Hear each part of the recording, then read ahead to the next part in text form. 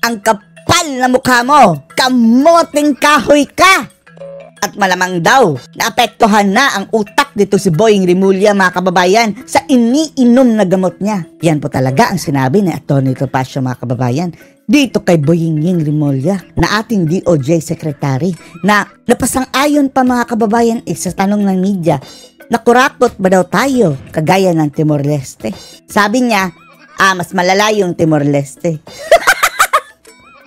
Parang indirectly na sumang-ayon, mga kababayan, sa pagiging kurakot.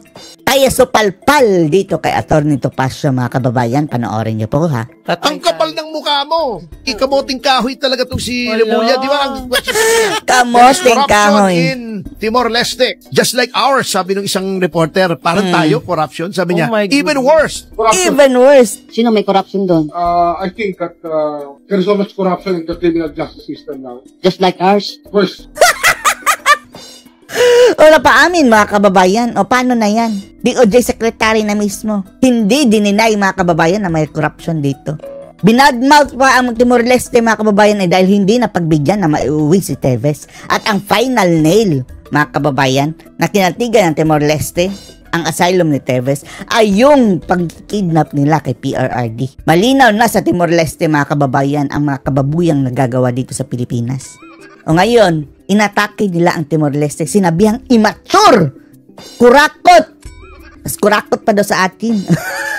system now. Just like ours? First, Oh! Grabe. Pag sinabi mong even worse, kahit hindi totoo yun, parang inamin mo may corruption dito. Ayun. Oo. Kaya lang, mas Kailangan pa bang i-memorize yan? corrupt daw ang Timor-Leste. Para sabihin ng isang miyembro ng gabinete na corrupt, walang kwenta ang justice system doon. Ang kapal ng mukha mo. Tapos siya mismo ang umaminahan na failed ang justice system natin dito sa Pilipinas pagdating sa droga. Diba? Palagay ko yung Ano ba to? Ito kasi, mga kababayan, Department of Justice Secretary na politician, no, nilagay. Ayan, naging circus. na iniinom nito. At saka yung sakit niya, nakaka-apekto na sa pag-iisip niya eh. Para sabihin mo yun, bago noong nililitis yung kaso, ha? Babalik-balik ka sa Timor-Leste.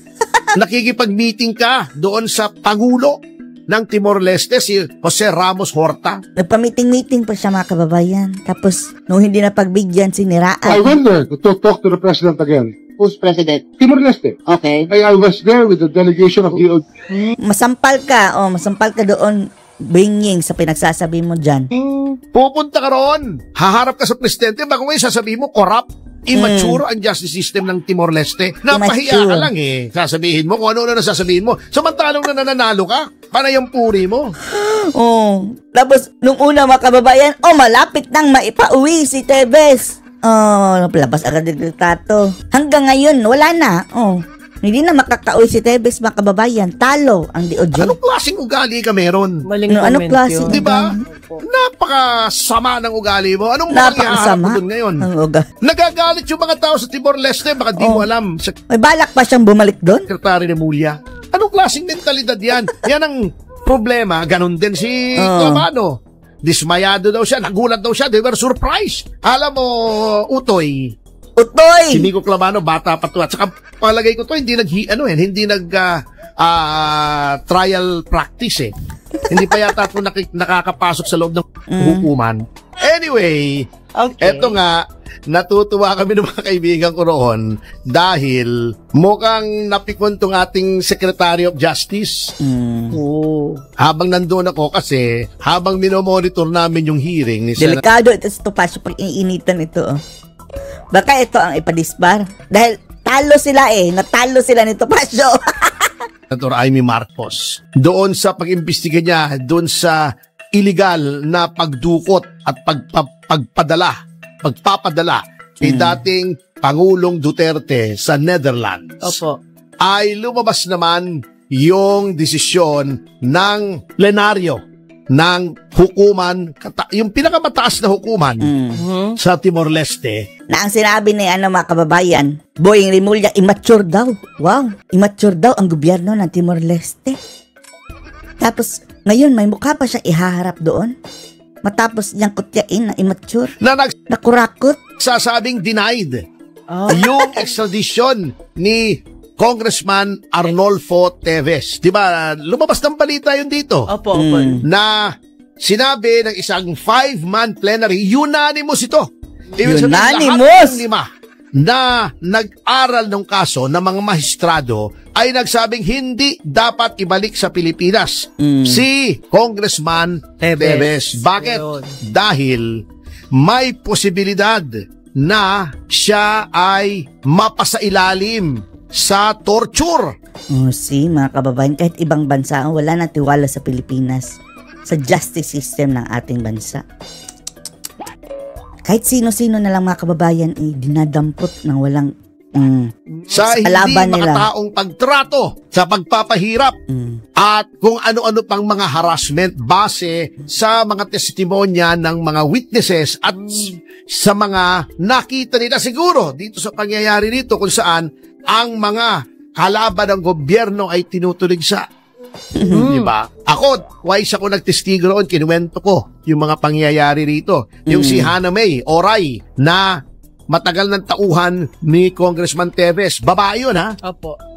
Yun ay tinakot, pinagsasasampal daw, tinutukan pa ng baril sa muka, pinipilit na ituro si Congressman Teves na mastermind dong So, kasama yung sa asylum doon. Dagamo Kiling. Wala naman siyang maituturo sapagkat hindi naman totoo. Plus, yung mga testigo rito na yung kanilang mga dating testimonya nung nahuli sila, gumawa sila ng mga testimony na tinuturo si Congressman Teves. Kasi noon, Grabe, mga kababayan, no? Ipagpalagay lang natin, wala tayong alam dyan sa kaso na Teves.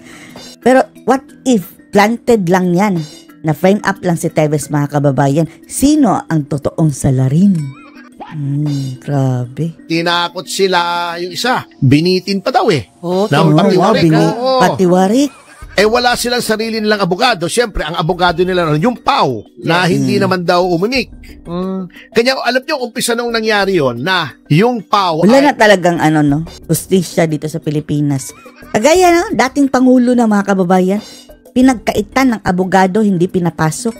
Yung senatoryo, nagpapirma lang, mga kababayan, para sa writ of habeas corpus sana.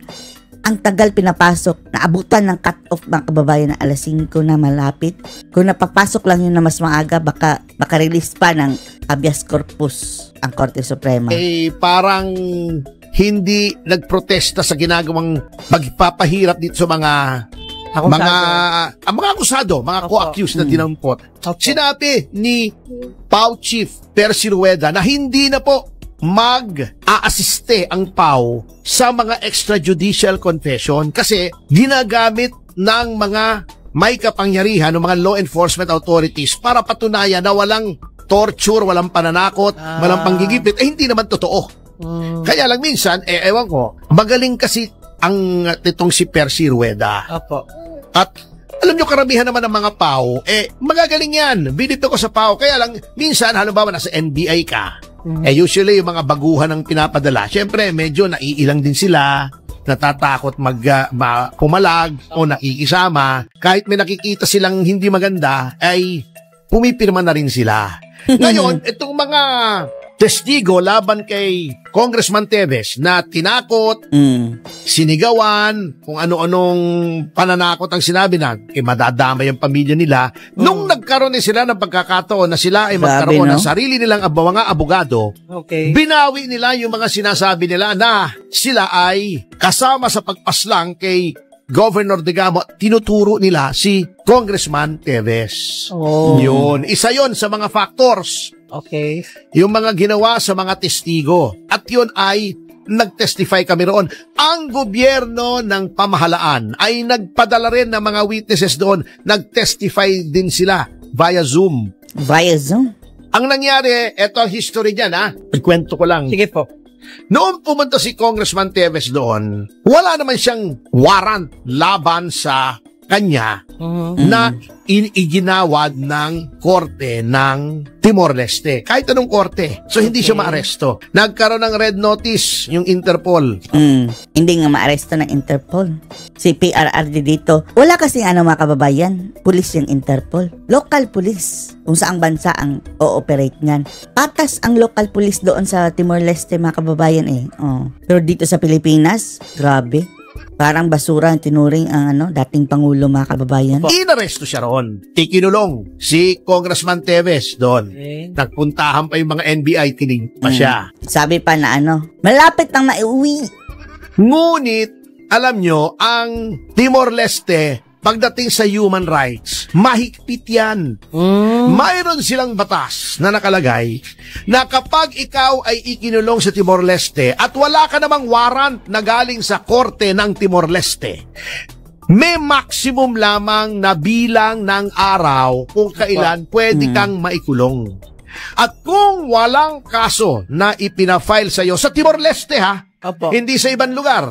Sa Timor-Leste, yan po kasi ang example ng sovereignty. Na wala kaming pakialam kung may warrant ka sa ibang lugar, basta kung wala kang warrant dito, hindi ka namin pwedeng galawin. Kaya lang, siyempre, Interpol. Tama naman yung pagpapatupad ng red notice ng Interpol kay Congressman Teves. Kinulong siya temporarily. Ngunit, nung lumampas na ang maximum number of days na pwede kang ikulong under Timor-Leste law.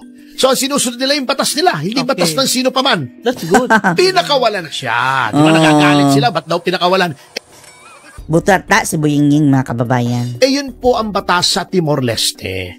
Ang batas dito sa Pilipinas, kahit pa walang ka-effort, mga kababayan. Ito pa ang nagboluntaryo. Sige, gamitin nyo ang aming plane. Gamitin namin ang kapulisan, 7,000 daw. Binalita doon sa media. Hulihin natin si Duterte. I-trial sa mga banyaga. Anong masasabi nyo dito, mga kababayan? Post, recamas below.